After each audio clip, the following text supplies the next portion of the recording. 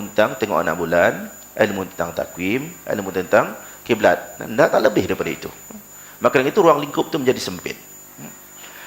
Maka akhir-akhir ini kita telah memperkenalkan satu bidang ilmu baru, atau kita boleh namakan sebagai satu korpus ilmu yang dinamakan sebagai fiqhul falak wal kaun, yang disebut dalam bahasa Inggeris astrophysics and cosmophysics. Perkataan ini diperkenalkan di UKM. Di UKM sebab itulah apa dia Tuan Kasih sebut tadi, kata fiqhul falak wal kaun itu tidak ada lagi. Walaupun di negara Arab pun tidak ada ilmu itu. Dia diperkenalkan di UKM dan sekarang dikembang biakkan dengan nama itu. Dan nama ini pun boleh direkodkan lagi. Di BP pun tak listkan lagi nama itu sebagai satu bidang ilmu.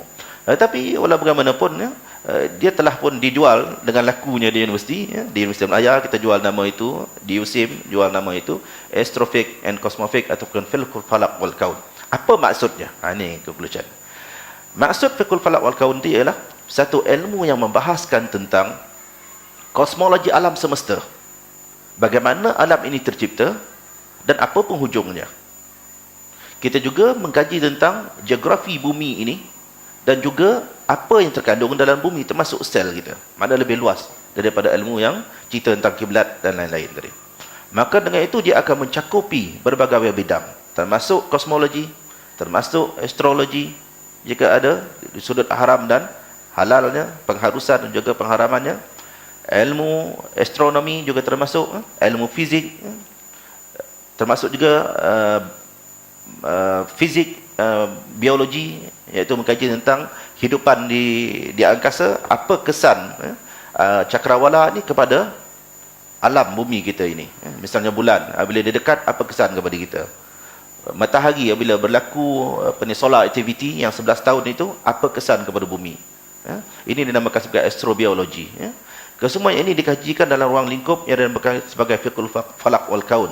Cuma yang lebih baik, yang lebih unik daripada itu ialah fiqhul falak wal kaun ini adalah berdasarkan kepada Al-Quran dan Sunnah, berasas kepada akidah, syariat dan akhlak.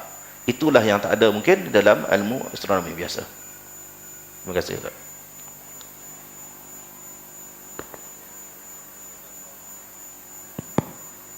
Tuan-tuan rahmati Allah Subhanahu wa taala, muslimin muslimat rahmati Allah Subhanahu wa taala, boleh ya?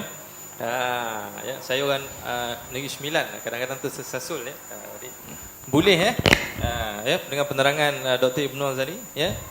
Jadi apa yang Dr. Ibnu sampaikan tadi adalah berkenaan dengan pusingan, putaran. Bagaimana untuk kita melihat putaran ini?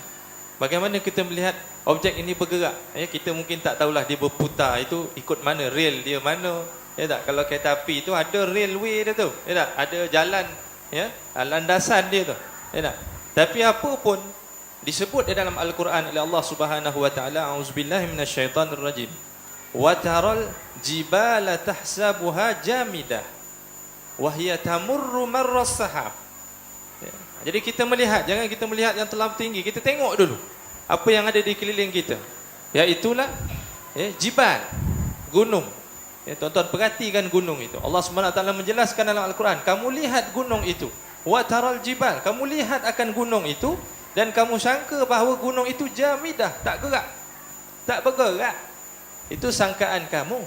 Tapi wawul hal di situ, padahal yang kamu lihat seakan-akan tidak bergerak itu wahia tamur, dia itu bergerak. Jadi itu bergerak. Jadi makna ada pusingannya, ada landasan. Buktinya tamurru marras sahab. Dimisalkan pergerakannya itu seperti kamu memandang kepada as-sahab, kepada awan. Ya, jadi kamu melihat awan, maka awan itu bergerak. Begitulah tamsilan bahawa ya, bukit, gunung, jibal itu bergerak. Jadi jibal itu di atas mana? Di atas bumi yang kita duduk, yang kita pijak ini. Maka bumi ini juga bergerak. Jadi itu menerangkan tentang ya, kekuasaan Allah Subhanahu wa taala. Jadi untuk itu saya pohon kepada panel kita yang kedua untuk menerangkan kepada kita semua bagaimana untuk mengaitkan ya, kejadian tadi dengan kebesaran Allah Subhanahu wa taala. Silakan. Bismillahirrahmanirrahim. Alhamdulillahirabbil alamin. Wassalatu wassalamu ala asyrafil anbiya'i wal mursalin wa ala alihi wa sahbihi ajma'in. Rabbi shrah li sadri wa yassir li amri wahlul